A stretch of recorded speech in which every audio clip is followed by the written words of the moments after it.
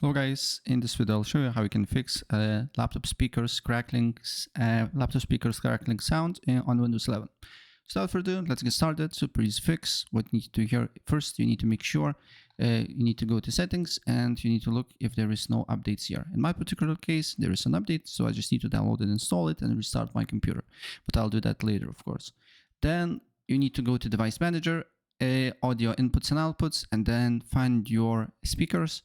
So it can be, for example, this one. I'm using headphones, not speakers. So for me, it's headphones, but for you, it can be speakers, and then just update driver, search automatically and update it.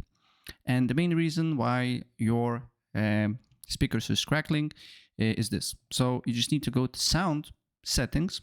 Then you need to scroll down until you see more sound settings. Then you need to be on the playback thing here and look for your speakers. So then what you need to do here is to go to properties, go to enhancements, and then you should see this option here.